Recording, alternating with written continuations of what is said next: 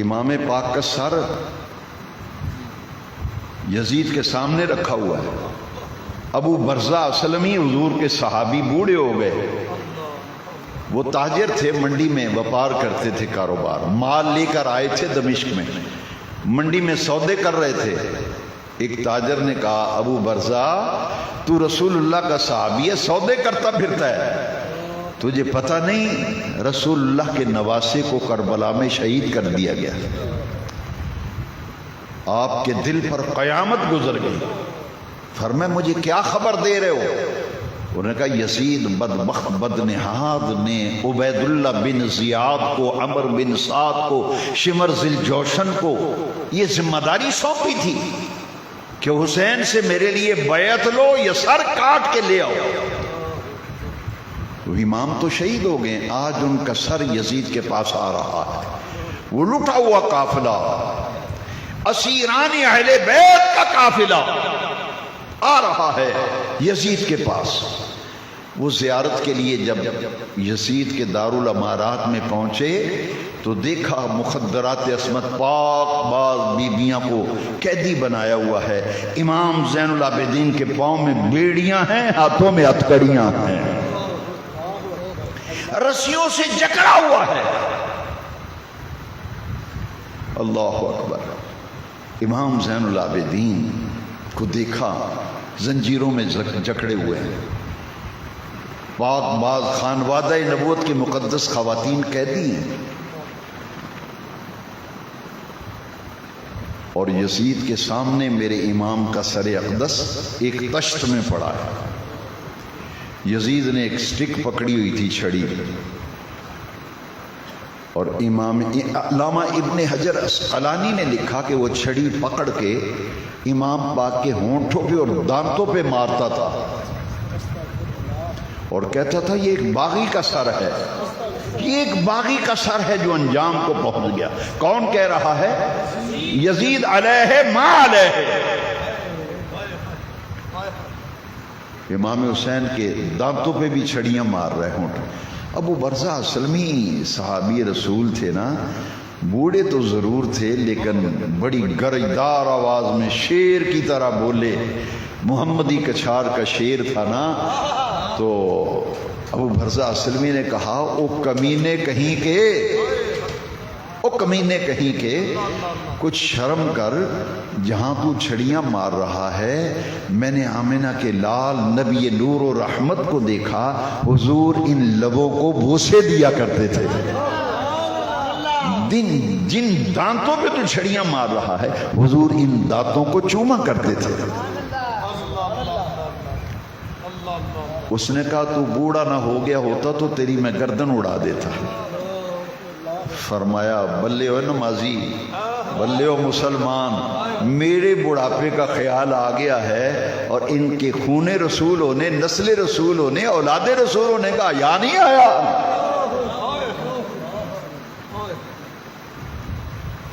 وہ لعنت دیتے بیچتے ہوئے حضرت ابو برزہ اسلمی وہاں سے چلے گئے. حضور کے خاندان کے ساتھ جو ظلم کیا، ذرا دل تھام کے سننا. علماء کی موجودگی میں ذمہ داری سے علی وجہ البصیرت کہہ رہا ہوں، سن 61 ہجری میں میرے امام کو شہید کیا، نبی کے گھرانے کو ذبح کیا کربلا میں. یزید بدبخت نے سن 63 ہجری میں مدینہ منورہ پر حملہ کرایا. کس نے؟ آواز نہیں آئی، اثر تو نہیں ہو گیا آپ پہ؟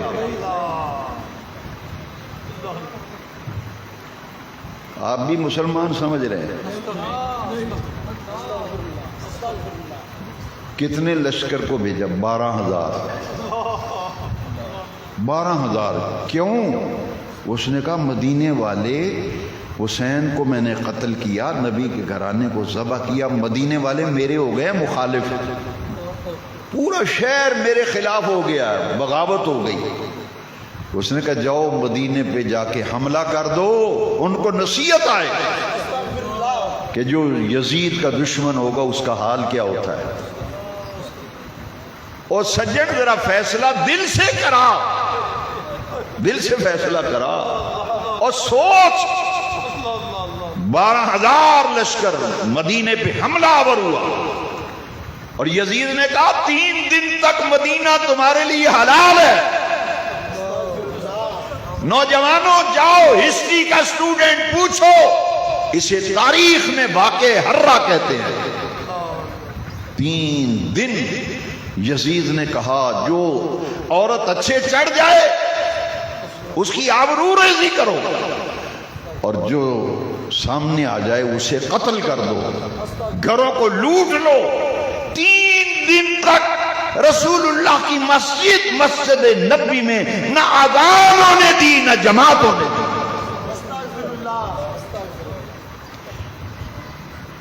میں ہاتھ جوڑ کے عرض کروں گا مشکات شریف باب الکرامات،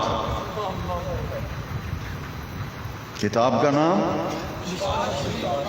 آواز نہیں آئی، باب الکرامات. اٹھا پڑھ ذرا. یزید نے کہا مسجد نبی میں 3 دن نہ اذان ہو نہ جماعت ہو. مسجد نبی کے ستونوں کے ساتھ گھوڑے باندھے، خچر باندھے، گدھے باندھے. اور یہ ہے یزید، یہ ہے یزید جس نے میرے نبی کی مسجد کے تقدس کو پامال کیا. ریاض الجنہ میں گھوڑے لید کرتے تھے،